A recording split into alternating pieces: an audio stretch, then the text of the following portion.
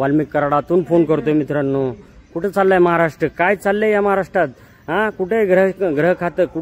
बीडच्या मातीला हदरवून टाकणाऱ्या 2 खून प्रकरणांनी सध्या सगळीकडे खळबळ माजवली आहे. एक संतोष देशमुख गावचा सरपंच, त्यानं पवनचक्की प्रकल्पातून खंडणी उकळायला विरोध केला आणि म्हणून त्याला इतक्या हाल करून मारलं की ऐकून अंगावर काटा येतो.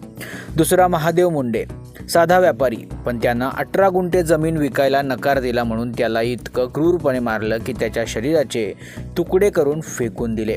आता गंमत बघा, दोन्ही खून प्रकरणात संशयाचा काटा सरळ वाल्मिक कराड या नावाकडे फिरतोय. हेच ते नाव जे मागे एकदा सत्ताधारी मंडळींची जवळचं मानलं जात होतं, पण आता तेच नाव थेट खुनाच्या प्रकरणात सापडलंय. आणि सगळ्यात मोठा बॉम्ब फोडलाय बडतर्फ PSI रणजित कासले यांनी. त्यांनी थेट सोशल मीडियावर एक व्हिडिओ टाकून म्हटलंय की वाल्मिक कराडनं परळीत कमीत कमी 25 माणसं मारलेली असतील. फक्त मारूनच नाही तर त्यांच्या शवांचे तुकडे नदी नाल्यात टाकून गायब केलेत. तो माणूस नाही, तो विकृत आहे.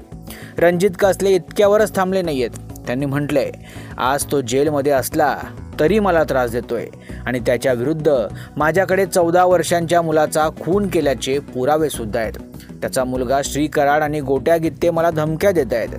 कुठं आहेत गृहमंत्री, असा सवाल रणजित कासले यांनी उपस्थित केलाय. मला खूप धमक्या यायला लागल्यात मित्रांनो. काय ते गोट्या गित्ते वगैरे त्यांच्या नावाने. श्री कराड माझ्या बेल कॅन्सलेशनसाठी प्रयत्न करतोय. वाल्मिक कराडातून फोन करतोय मित्रांनो. कुठे चाललंय महाराष्ट्र? काय चाललंय या महाराष्ट्रात? कुठे ग्रह खातं? कुठे आहेत आपले फडणवीस साहेब? कशासाठी आपण निवडून दिले जनतेने त्यांना? विचारा प्रश्न. एक कासले असा फिरतोय रात्रीचा. सगळा खेळ खूप घाणेरडा वाटतोय. बीडच्या मातीत चाललंय तरी काय? या प्रकरणात अजून काय बाहेर येणार? कोण अडकणार आणि कुणाचं खरं आहे हे सगळं येणाऱ्या काळात स्पष्ट होईल.